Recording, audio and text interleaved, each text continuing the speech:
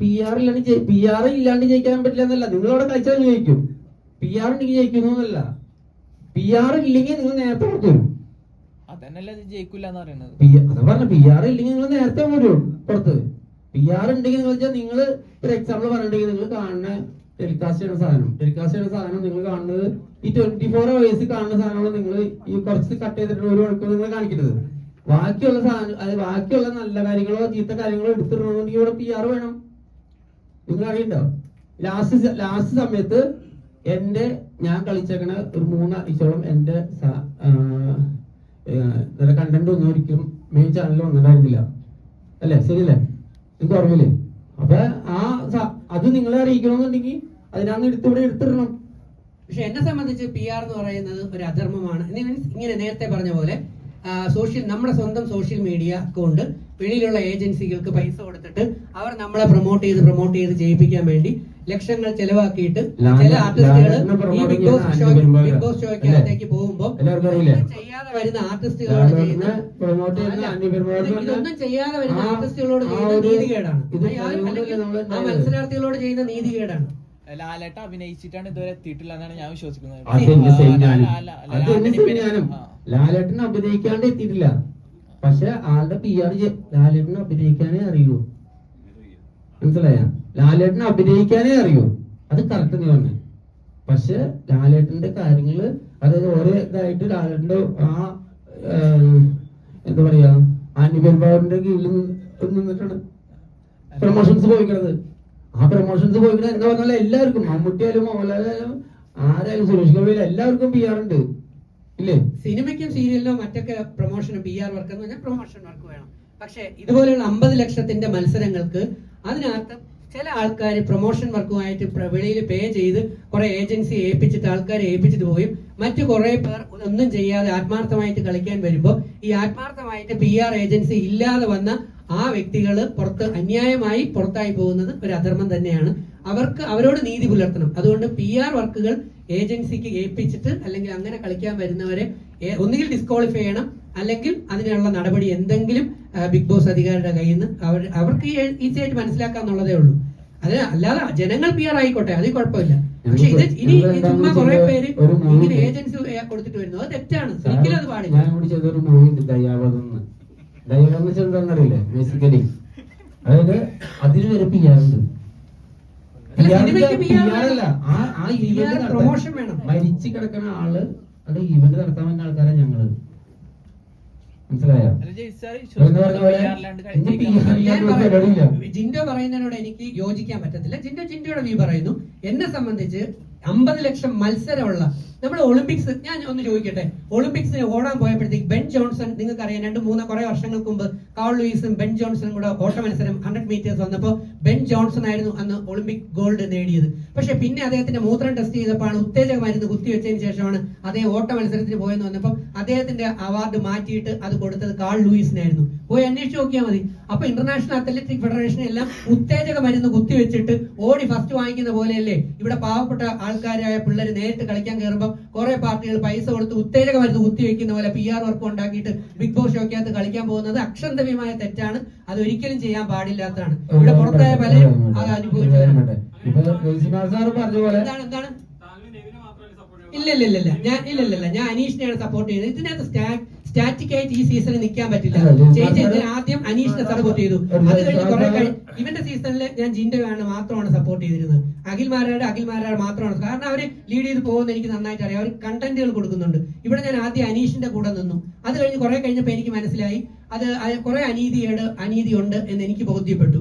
അത് കഴിഞ്ഞ് ഞാൻ അനുമോളുടെ ഭാഗത്തേക്ക് പോയി. അനുമോളുടെ ചില പ്രവർത്തനങ്ങളും പറച്ചിലുകളും തെറ്റാണെന്ന് എനിക്ക് നന്നായി ബോധ്യപ്പെട്ടു. അതിൽ ഏറ്റവും കൂടുതൽ എന്നെ സ്ട്രൈക്ക് ചെയ്യിച്ചത് പുരുഷന്മാരുടെ കാര്യത്തിൽ ഒരു കാര്യം പറഞ്ഞു. നിങ്ങൾ കണ്ടു കാണും. അനുമോൾ വന്നിട്ട് ക്യാമറ നോക്കിയാണ് പറഞ്ഞത്.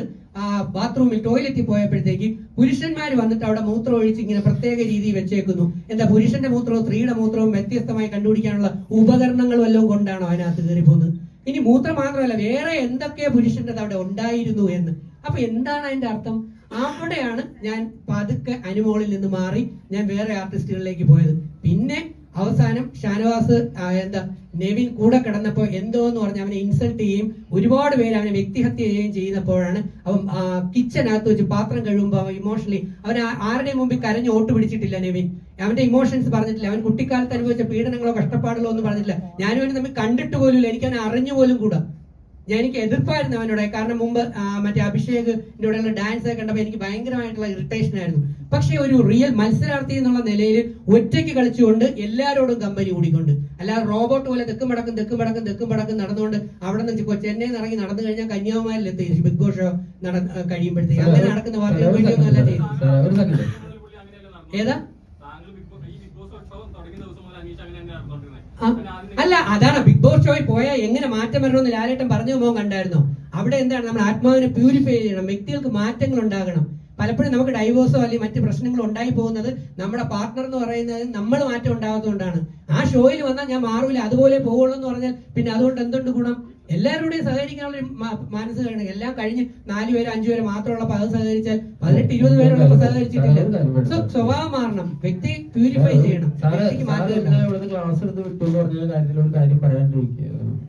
എന്താണെന്നറിയോ, അതായത് ഞാൻ ഇവിടുന്ന് പോണ സമയത്ത് ബിഗ് ബോസിൽ കയറുന്നത് എന്നെ ഇവിടെയുള്ള ആരും ഇല്ലാണ്ട് കയറ്റിയ ഞാൻ സ്വന്തം പരിശ്രമത്തിൽ കയറിയാണ്. അതും പറയാം ബിഗ് ബോസിലിട്ട്. ഞാൻ അത് കൂടാണ്ട് രണ്ടാമത്തെ കാര്യം ഞാൻ സാറിനെ വിളിച്ച് ചോദിച്ചു, സാറേ എങ്ങനെയുണ്ട് ഗെയിം കാര്യങ്ങൾ ഇതൊക്കെ ഇങ്ങനെ അങ്ങനെയാണെന്നൊക്കെ പറഞ്ഞു. അപ്പോൾ നമ്മള് സാറിനെ വിളിക്കുന്നപ്പോൾ തന്നെ നമ്മളെ എല്ലാവരും വിളിക്കുന്നുണ്ട്, എല്ലാവരും വിളിച്ചിട്ടുണ്ട്. ഇയാളെ വിൻ ചെയ്ത ആൾക്കാരെ എല്ലാവരും ഞാൻ വിളിച്ച് ചോദിച്ച് കാര്യങ്ങൾ ചോദിച്ചിട്ട് ഞാൻ അവരുടെ അഭിപ്രായങ്ങളൊക്കെ ചോദിച്ചിട്ടുണ്ട്. നമ്മൾ സാധാരണ നമ്മള് എന്ത് കാര്യം ചെയ്യണമെന്ന് നമ്മള് ഓരോ അഭിപ്രായങ്ങൾ നമ്മൾ കേൾക്കും. കേട്ടിട്ട് നമ്മൾ നിങ്ങളോട് എനിക്ക് പറയാനുള്ള കാര്യം അറിയോ, നിങ്ങൾ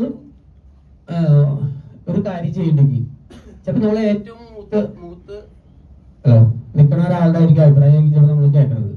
ചിലപ്പോ അതായിരിക്കില്ല ശരി, ഏറ്റവും അടിയിലുള്ള ആളുടെ അഭിപ്രായം ആയിരിക്കും. അപ്പൊ അതൊന്നും ഈ അഭിപ്രായം നമ്മൾ ചോദിക്കണ്ടെങ്കിലും നിങ്ങൾക്ക് സ്വന്തമായിട്ടൊരു അഭിപ്രായം ഇല്ലെങ്കിൽ നിങ്ങൾ ഒരു സ്ഥലത്ത് പിൻ ചെയ്യില്ല. സാറ് തന്നെ അവിടെ നിന്ന് ഔട്ടായ കാരണം എന്തായിരുന്നു? സ്വന്തമായിട്ടുള്ള കാര്യം ഞാൻ സാറിന് പറയട്ടെ, സ്വന്തമായിട്ടുള്ള കാര്യം ചെയ്യാനുള്ള കഴിവ് സാറിന് ഉണ്ടായിരുന്നില്ല.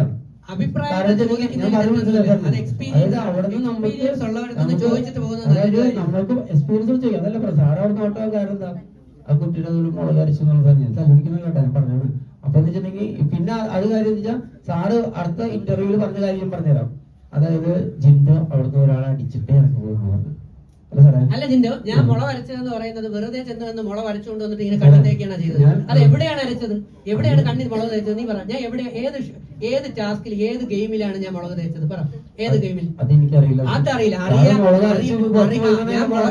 ഞാൻ മുളകരച്ചു എന്ന് പറഞ്ഞാൽ അവിടെ മിക്സി വെച്ച് അരച്ച് ഞാൻ കൊണ്ടുവന്ന് തേക്കാൻ എന്താണ് അവിടെ പണിയുണ്ടോ? അവിടെ തന്ന ഗെയിമിന്റെ പേരാണ് വികൃതി കുട്ടികളുടെ സ്കൂള്.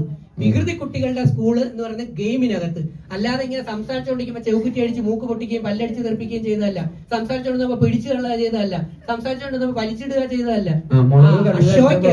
അത് ഷോയിലാണ്. അതൊരു ഗെയിമിനകത്ത് ചെയ്യും, ഗെയിമിനകത്ത് പലതും ചെയ്യും. അതാണ് പറഞ്ഞ ഗെയിം എന്ന്. അതുകൊണ്ടാണ് നെവിൻ എന്ന് പറയുന്നത് റിസ്ക് എടുത്താണ് കളിക്കുന്നത്. നെവിൻ പതുങ്ങിയിരുന്നല്ല കളിക്കുന്നത്, അവ അന്തസ്സായിട്ട് ഒറ്റയ്ക്ക് റിസ്ക് എടുത്താ കളിക്കുന്നത്. അത് യാതൊരു സംശയമില്ല. അതാണ് ജിൻഡോയുടെ ഒക്കെ 100 ഇരട്ടി പെർഫോമൻസ് കാഴ്ചവെക്കാൻ കഴിവുള്ള മിടുക്കനായിട്ടുള്ള കഥാപാത്രമാണ് നെവിൻ എന്ന് പറയുന്നത്. അത് യാതൊരു സംശയമില്ലാത്ത കാര്യമാണ്. സാറ് സ്വപ്നസുന്ദരിയിലെ ജിൻഡോയെ ഇങ്ങനെ കരുവാഴ്ത്തേക്കേണ്ട ആവശ്യമില്ല കേട്ടോ. ഒരാള് വിളിച്ചെടുത്ത് ആക്ഷേപിക്കുന്നു. ഞങ്ങളുടെ പ്രൊമോഷൻ വേണ്ടിയിട്ട് ഞങ്ങള് ജിൻഡോനെ വിളിച്ചു വരുന്നത് ബിഗ് ബോസ് പറയാനല്ല, സ്വപ്നസുന്ദരിയെ കുറിച്ച് 2 വാക്ക് പറയാൻ വേണ്ടിയാണ് ഞങ്ങൾ വിളിച്ചെഴുതിയത്. അപ്പൊ ഇവിടെ വന്നിട്ട് ജിൻഡോ അങ്ങനെയല്ല എന്നൊന്നും പറഞ്ഞിട്ട് ജിൻഡോ നല്ല പെർഫോമൻസ് ആണ് കാഴ്ചവെച്ചത്. അതുകൊണ്ടാണ് ജിൻഡോയ്ക്ക് ബിഗ് ബോസ് സ്വപ്നസുന്ദരി സിനിമയിൽ അടിപൊളി പെർഫോമൻസ് ആണ് കാഴ്ചവെച്ചതാണ് ഞാൻ തുടക്കം പോലെ പറഞ്ഞുകൊണ്ടിരിക്കുന്നത് അല്ലെ. ഇപ്പൊ നിങ്ങൾ സ്വപ്നസുന്ദരിയോടൊപ്പം ബിഗ് ബോസിനെ കയറ്റി വെച്ചപ്പോ ഈ സ്വപ്നസുന്ദരിയുടെ പ്രസ് മീറ്റിനകത്ത് 2 ബിഗ് ബോസ് മത്സരാർത്ഥികൾ തമ്മിലുള്ള അടിയും വഴക്കും എന്നുള്ള രീതിയിൽ ഇപ്പൊ നാളെ ന്യൂസ് ജിൻഡോയായിട്ടുള്ള കളികൾ കളിച്ചു, ഞാൻ എന്റേതായിട്ടുള്ള കളികൾ കളിച്ചു. ഓരോരുത്തരും പ്രത്യേകം അവരുടേതായ സ്ട്രാറ്റജി ഉപയോഗിച്ച് കളിച്ചുകൊണ്ട് മുമ്പോട്ട് പോകും. ജനങ്ങൾക്ക് ഏത് ഇഷ്ടപ്പെടുവോ അവർ വിന്നറാക്കും. ഇത്രേ ഉള്ളൂ സംഭവം. പിന്നെ സാറ് പറഞ്ഞ പോലെ തന്നെ മറ്റേ വേറൊന്നും പറയല്ല, സാറ് പറഞ്ഞൊരു കാര്യമുണ്ട്. അതായത് സാറ് ഒരുപാട് കുട്ടികൾക്ക് ചാൻസ് കൊടുക്കുന്നതാണ്, അത് സത്യമുള്ളതാണ്.